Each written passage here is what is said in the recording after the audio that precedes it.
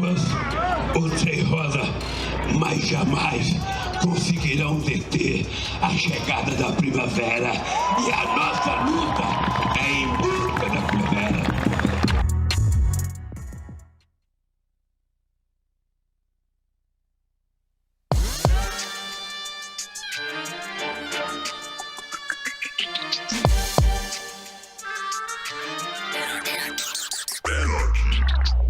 Welcome to the Michael Brooks Show. We're broadcasting live. It's a Saturday TMBS, where we say that our fight is in search for spring with super producer Matt Leck. Yo. Chief economist David Griscom. How's it going? Pretty good. On this week's program, we've got Ahmed Caballo. He is a journalist and filmmaker based in London from the Sudan. We're talking about ongoing U.S. coup efforts in Venezuela, in Nicaragua, what happened in Bolivia. The Julian Assange trial is ongoing, and his trial presents a global threat to freedom of the press and journalism. We need to talk about it, and we will with Ahmed. Then Isaiah James, he's running for Congress in Brooklyn on a real program about housing justice, about the police military occupation of communities of color in this nation, and a whole lot more. He's here. And then in the post-game, Napoleon the Legend is here. We're going to be debunking with Bren Burgess. We're going to be talking about what not only is the Bernie bro myth a lie that can't be indulged, but it is top-down class warfare that must be confronted. In the main show, we have a strategy for stopping the onslaught and for beating Sleepy Joe Biden so we could still save American democracy and deliver the basics of life with Bernie Sanders. We've got a gem. What do we have on the gem docket? Oh, we're talking about Sleepy Joe's trade record. Sleepy Joe's trade record. We should be talking about that a lot, folks, as we head into Michigan. And we also understand the dire state of our world. All that and much, much more tomorrow at Think Tank. Wednesday, we're back on TMBS. Soon we'll be back to normal schedule, but Tuesday is another primary, obviously, the vital Michigan primary. Wednesday, we're going to be chopping it up with the indispensable, the God, Adolph Reed, and the very good Liz Franzik of TrueAnon as well. But first, let's get to it. Where are we in the state of the race right now, and what needs to happen next? We got here for a couple of reasons. Every candidate on that stage was attacking Bernie Sanders, the movement, the establishment, including cable television, which function as super PACs against the Sanders campaign and the working class of this country, aggressively coalesced.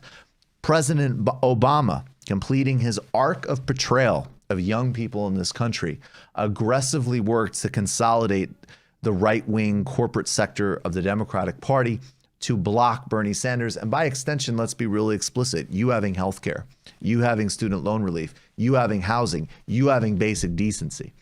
Elizabeth Warren, we'll talk about more later, but regardless of whatever story you want to tell about her, has functionally and in terms of reality worked as a wrecker campaign. That's reality. That's how it's worked. If Bernie Sanders was sitting at around 9-10%, and primarily complaining about Warren being negative while she was the lead candidate, no one would have any trouble recognizing what the dynamic was. The shoe's on the other foot. There's a lot of obscuring, a lot of delusion, and a lot of nonsense, but it is what it is. We should have owned the frontrunner status when we had it, and it required a juxtaposition, a challenging synthesis. The reality is that a lot of Democratic voters, including the voters that are showing up, because the new coalition is not showing up, that's reality. That part of the Sanders plan is failing. So a lot of upper middle class suburban voters are showing up, and a lot of other members of the Democratic Party across the spectrum, geographically and in terms of racial background, who have more conservative politics. And this shouldn't have been a surprise to any of us. It is a different dynamic. When Donald Trump took on the Republican Party in 2016, he took a party that is run in terms of money and establishment at the end of the day by corporations and oligarchs, and has a base that has serious material concerns like anyone else, and also is rooted in xenophobia and white identity politics to a very large extent. And he had a very easy job. We hate the Republican elites. We hate the Democratic elites.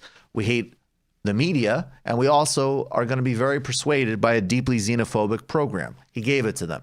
Bernie had a tougher thread to needle, has a tougher thread to needle.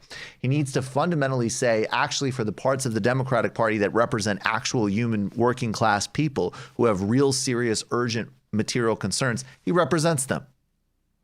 Doesn't mean that every single person from a working class or poor background is going to vote for him, but a lot of them are. And that's what his agenda represents. That's what his agenda is about. And his agenda is also predicated on the idea that the only way of dealing with Trump and Trump-like things is to get America out of this state of absolute barbarism and cruelty that it has been in for decades under Republicans and Democrats. He needs to synthesize that with actually telling the suburban types, I know you crave moderation. I know you crave normalcy. And the only way you're going to get anything approximating that is actually through some real reform. That's the needle that he needs to thread. And he also needs to say, and in no uncertain terms, and we'll get to it in a moment, Joe Biden is not going to run against Donald Trump. Let's be real. That's not a real race. The Democratic Party has coalesced with more efficacy, more strategy, more coherence, and more energy to stop you having health care than anything they've done in decades. Be very clear about that. And the Bernie campaign from the beginning did an incredible job on organizing, put forward some fantastic policies, but lost some of the simplicity and clarity. They overcorrected from 2016. And there was an unwillingness, and maybe this goes to the candidate himself, to clearly differentiate with Warren in the beginning and frankly, aggressively go to an attack against Biden for several months. I will note, for folks, though, who are dead enders defending Warren, Sanders was actually choreographing a Social Security attack on Biden before the first primaries, right when Warren did her first smear campaign. So let's be real about that momentum as well. But the Sanders campaign has needed to do a hell of a lot more, both in terms of attacking and being clear about its opponents, whether they're Warren or Biden or anybody else, and actually playing the game of, at least trying to get Jim Clyburn's endorsement, even though we know it's not coming. But that's the game. Maybe he could have been convinced to not endorse, and that might have helped in South Carolina. Now, here is the good. We took California. That was the main prize. There was overwhelming dominance with Hispanic people and working class people. That's the future. That's the core in many, many respects. Does it need to continue to grow out? Does it need to include older African-American voters, some suburban voters, and does it need to reclaim some rural voters? 100%. But there is some key indicators here along incredibly important groups of people in this country who are growing and having their actual concerns spoken to in an unprecedented way. They turned out for Sanders, and he won the most important state, California. The coalition we're building with youth, working class people, is massive. And that movement has implications for the future. A whole lot of them have not had their say yet of this vital coalition, including in crucial Midwest states, where it will be key for not only Bernie Sanders to stop the Democratic machine, but for him to defeat Donald Trump. There is an establishment, and they represent 1% class interests, and we have to beat them. People talk about corruption or cheating when it comes to Sanders, and there's instances of that. But what is most important is the absolute refusal of the Democratic establishment and its mouthpieces that trickle out of it to remotely entertain the idea of the Sanders candidacy and, by extension, any working class or poor people's agenda. Establishment Democrats love to talk about the bright future when the youth take over. But when America becomes majority minority, meanwhile, they squash and destroy and undermine those voices every chance they get. We've got a lot of fighting left to do. We need to be strategic and smart. We always need to look for ways to grow. We need to be firm in what we cannot accept. This movement has ignited a fire in so many because it's different, because it cut through the corporate bullshit, woke speak, and of tinkering with economic systems, instead fundamentally challenging them. There's a huge difference between our movement and the Democratic Party, Our ideas need to win. That means a lot of people need to get way more serious. This isn't a club. It's not a cultural movement. It's not a cult. It's a real political movement that's based on empowering the powerless, not out of sympathy, but out of solidarity. Liberals are trotting out the same old lines about unity they've put forward for years. In 1996, Adolf Reed wrote about liberals the following that I'll conclude this commentary with.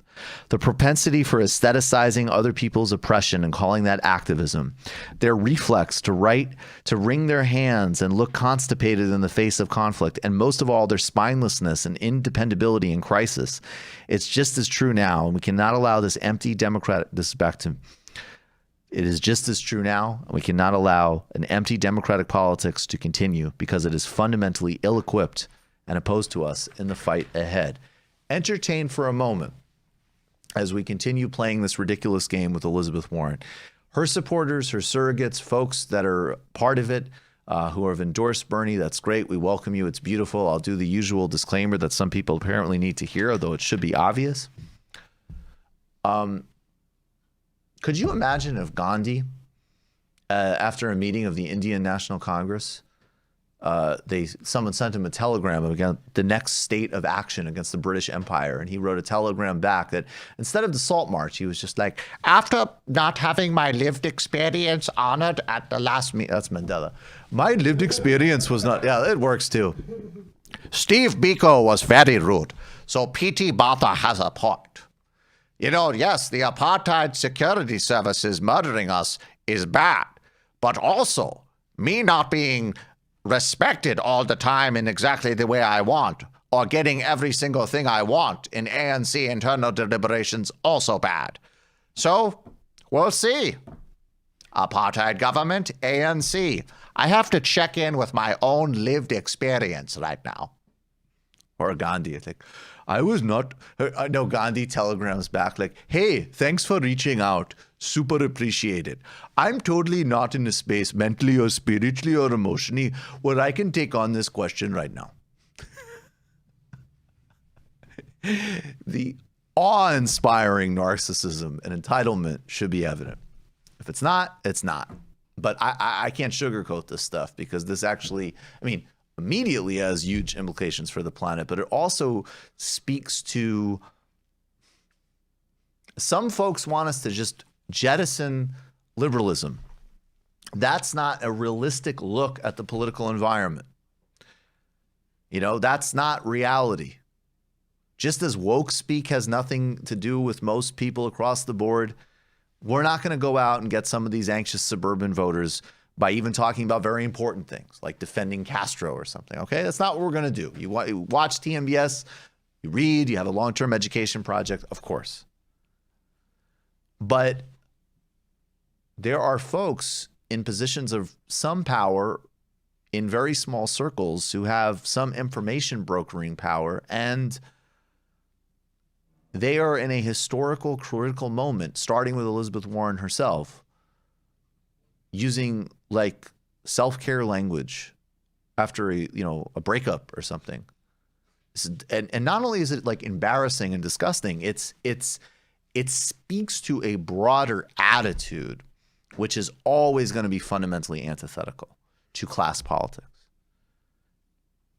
Period.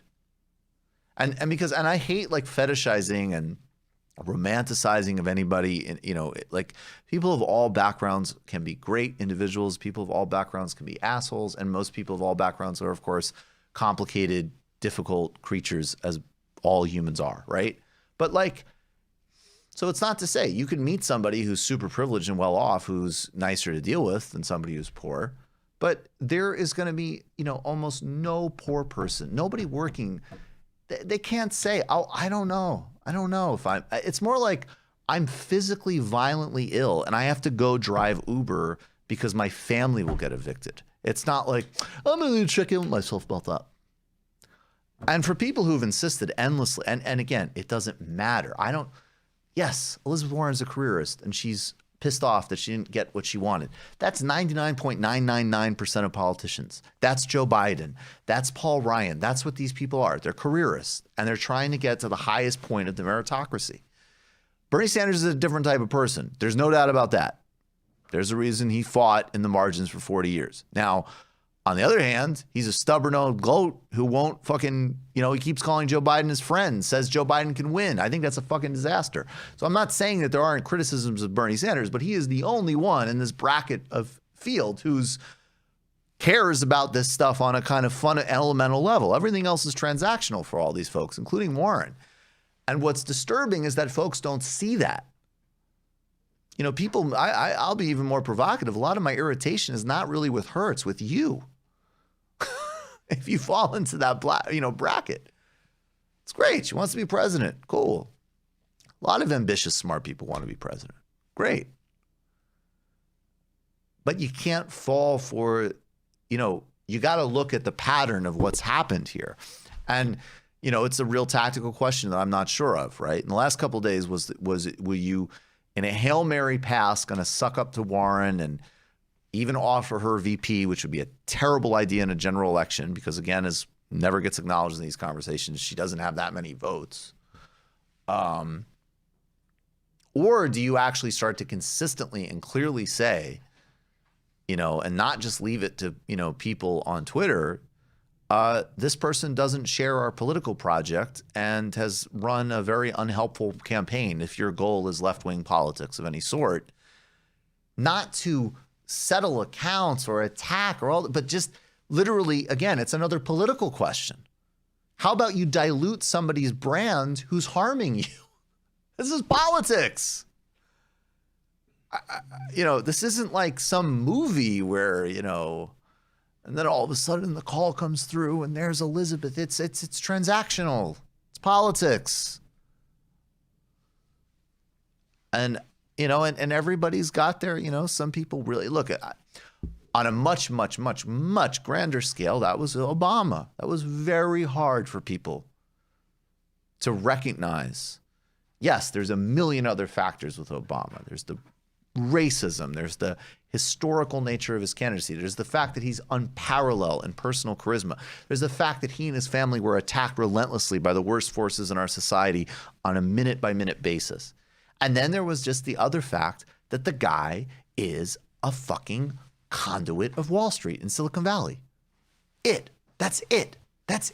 There's nothing to figure out there. Those are his politics. And I think that's the tendency that concerns me most, is the inability to just, do some balls and strikes. Anyways, guys, I'm sorry I've been ranting. We have a few other things to get to, but please jump in. I mean, we're sitting here in this moment where the lines couldn't be clearer that we're facing climate devastation. We're seeing a working class that is just being devastated, and people are really looking for answers and something different. And then at the same time, a lot of people are very frightened and they're scared and they don't know where to go. And the kind of narcissism that we've been seeing from the elites in this country, including people like Elizabeth Warren, to realize the importance of the moment and why this is not a time to spread bullshit and lies and nonsense like they've been doing. I mean, this whole Bernie bro thing, that there's been, oh my God, there's been so much toxicity online, is a prime example of that. Just because, and just to interrupt quickly, it's just because they can't run what they ran on Corbyn. Like that, the Bernie bro thing is the closest they can do to what they did to Corbyn. I think it's exactly that, and it makes it even clearer how stupid it is, right? It's like, okay, there's a bunch of people who are saying, hey, I don't think it's right that in a country like the United States, people should be rationing insulin. Hey, I don't think that it's right that we're facing a massive pandemic like coronavirus, and people are afraid to get those tests because they're being charged $3,000, $4,000, $5,000 to get those tests done. Hey, wait a second, it doesn't make sense to have a private healthcare system anymore. And to say that those people, because people are passionate about that and upset about that, it's just like, I guess what really frustrates me the most about it is it's just a complete failure to be able to see injustices or pain and suffering, in the sense that, like, you know what, it does suck when I'm on Twitter and someone says, hey, you're a noob, or you suck, or you're a moron, right? But it's even worse? Burying my mother because they can't, afford health insurance, seeing people in Yemen being bombed by the U.S. empire. I'm sorry, it's just like, we need to have scales for these kinds of things, and it's absolutely I have a person ridiculous. very close to me right now. I got to be really careful about this because I think privacy is a very good thing. But it's like something very close to me that, thank God, and this would not have been a case until very recently, and I'm sorry to interrupt, that like they would be homeless. They'd be homeless if if there wasn't a context to kick in.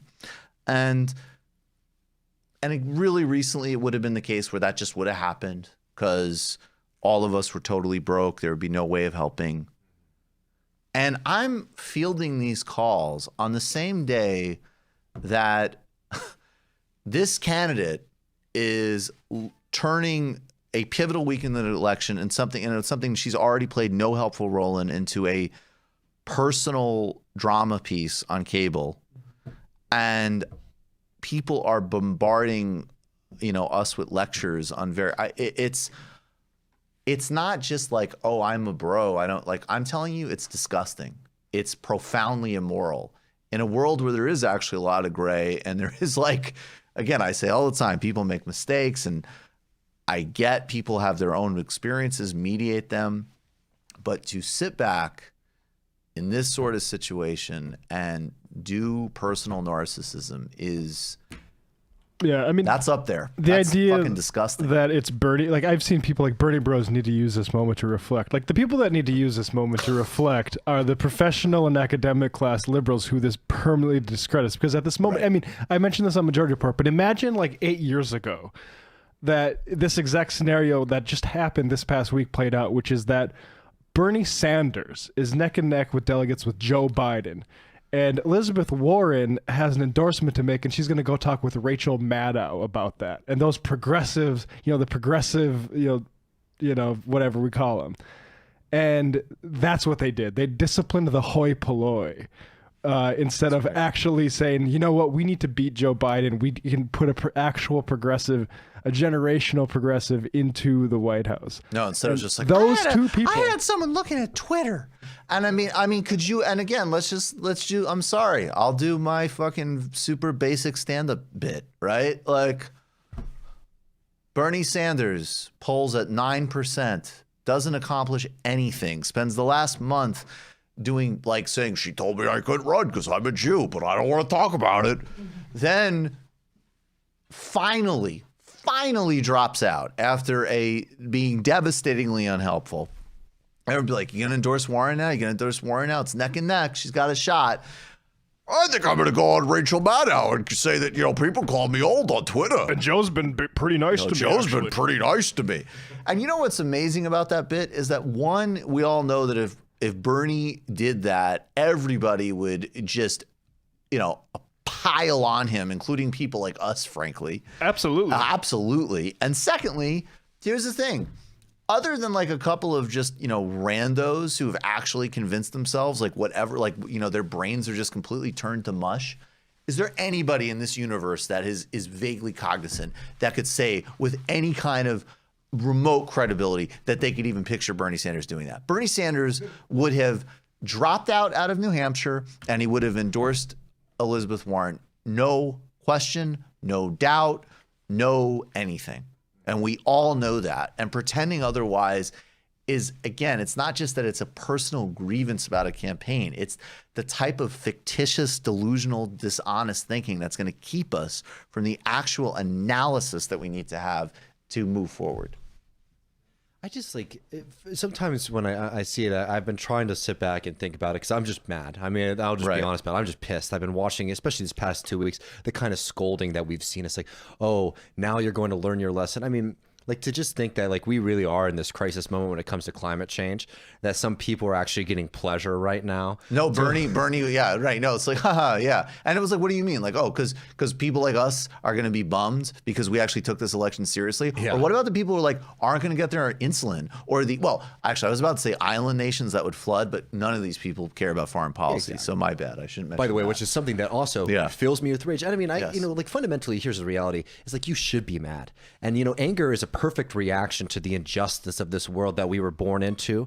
I mean, it's absolutely right and just for people to be angry and to want to do something about it. And politicians are like the perfect object of anger, actually, like that we've created in society. Because that was the point that I want to make. You know what? The reality is it's not that Bernie bros. By the way, I also reject the whole premise, but let's even just say that it's like a thing that's happening. If it's a thing that's happening, it's good. Bernie bros are good. Well, that's what I'm saying. Is like, Bernie you know, bros. is it hordes of people wandering around the streets like threatening people and attacking them? It's like, no, these are people reacting to politicians, the most powerful people in one of the most powerful country in the world, people in the media who make millions of dollars to spread propaganda for politicians, the most powerful people in the most powerful country in the world, and they are getting challenged by regular people who are just struggling to get by. I'm sorry, I do not see the equivalency here, why that is something that negates an entire movement trying to make a more just world. I'm sorry. Well, but also like, again, rejecting other things. No, I'm sorry. I understand there are other verticals and axes of power, and there's relative trade-offs, no doubt. If you're impoverished and you're a woman of color, that adds a whole other layer of burdens than if you're a straight man. I totally accept that. But you do not call anybody who is poor or working in this country, whatever their sex is, you don't call that person privileged. You don't call like this kind of toxic, delusional bullshit that can be weaponized to attack any kind of underclass movement is it's gone. It's gone. It's gone. Protect Joe Biden. If you were in deindustrialized America dealing with an opioid crisis, you can be named Bob Smith and have never had a single gender fluid thought in your life, and you're straight and you're privileged and blah, blah, blah. If you're in foreclosure, if you're dealing with that, you're not privileged. Full stop. Done. No more nonsense. That's how you can actually use a rhetoric of like, oh, well, I was inconvenienced on Twitter. And so when you really think about it, it's all the same. I mean, obviously you not being able to get insulin or us having a coup in Bolivia, that's, it's on a spectrum. I mean, it's this just grotesque flattening of reality that only empowers upper class narcissism. And it's utterly ridiculous. And it's, again, just for a second, Bernie, like, I don't know, this was pretty mean to me. I don't know. We all know he would not do that. And the only reason, and look, of course, it does matter. It matters. It matters he's a better person than his opponents. But it also matters that it's an extension of, like you're spitting, like, okay, you don't like, I don't know, you don't like us or Chapo or whatever. Wow, okay, very deep of you. We probably don't like you either. But I'm actually thinking, and part of the reason I get mad at Bernie for not attacking is I'm literally thinking of like, yeah, there was somebody who works in an Amazon warehouse who figured out how to give this campaign $15. There are people losing their, like, and if that's not in the center of your mind, then you shouldn't be doing this. Go do something else. All right. You know what? We'll get to this Biden thing later because we're running late for our guest, but let's just do a little pitch. We're way off, but we'll get to the shout out and this little Biden argument later. We will talk about how he beat Sleepy Joe. Don't worry. Wait. You're getting nervous, man. You know what I love is that he could be speaking to all of us. Like, yeah, the idea of Joe Biden running against Donald Trump is making me nervous, man. You know what I love is that he was actually being honest when he said this. Did a hell of a job of your job. I don't know. That might be a whole other thing we interrogate with Liz Franzik.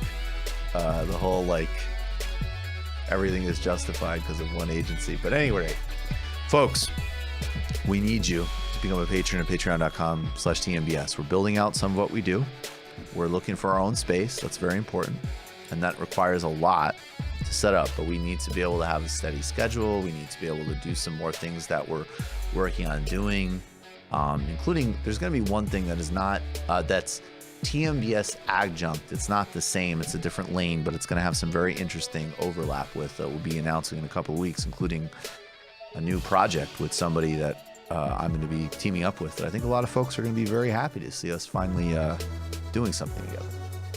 When you are a patron, you get the kind of content and education and theory and broad base of conversation. And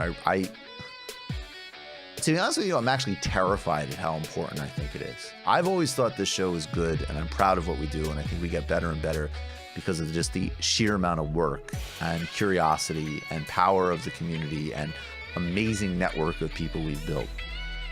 But the more I watch this play out, I think that sort of actual strategic, Machiavellian, willing to criticize and actually reassess the problems inside the left, but all at the same time anchoring it in an actual global politics and an actual broader set of solidarity and thinking, we are playing an extraordinarily important part of the ecosystem. And it all is because of you. We have a few other things here and there. It's great. Sell merchandise. That does well. People are buying the stuff. It's awesome. It looks great. It's fun. The live shows are something. You know, if you're on YouTube, hit us with a super chat, subscribe. It's a little bit. But the foundation is you as members, you as patrons. Go do it. Patreon.com/TMBS. All right, let's talk about some live shows coming up. That should TMBS.fm. Just put that up. I'll go to menu. Live shows. To the very bottom. All right, folks. In Austin, North Door, April 3rd. Very few It's a of good these name left. for what is that? What kind of establishment is the North Door, Grisco? Oh, it's just like a nice venue, like rock indie. Oh, cool. Very few tickets left. Abby Martin, Anna Kasparian. That's going to be a fucking amazing show. Come see us there. We might even have a surprise guest. Very few left. Grab your tickets now. You can get them at the link in all the show descriptions and what we're tweeting out, but also you can find everything at tmbs.fm/shows, and that's also where you can find our merchandise and information on my book, which is coming out in April. I tweeted out the cover the other day. In June 12th, we're going to be in Boston at the Once Ballroom in Somerville. And I'm actually thinking, honestly, I think I really want to do a show that's just us. I love the guests. Everybody we have as guests are amazing. But I think we're going to hit Boston, and I think it's just going to be us. Those tickets have been moving too. It's much further along. I'm farther out, but people are buying them. And the other nice thing about this show is, you know, I feel bummed because like mostly these shows are 21 and above. This one's 18 and above. So grab your opportunity, and even if you're below 18, you can come with a legal guardian or parent. Very cool. All right, folks. So you go do what you need to do, and if you have had any problem with Patreon or whatever, set up your card, check your cards and do all that. If you can Patreon at higher levels, there's added things for you. But first and foremost, what you're really doing is investing in the show and the enormous amount of output that we have to begin with. All right. Thank you so much. We'll be right back with Ahmed Cabello.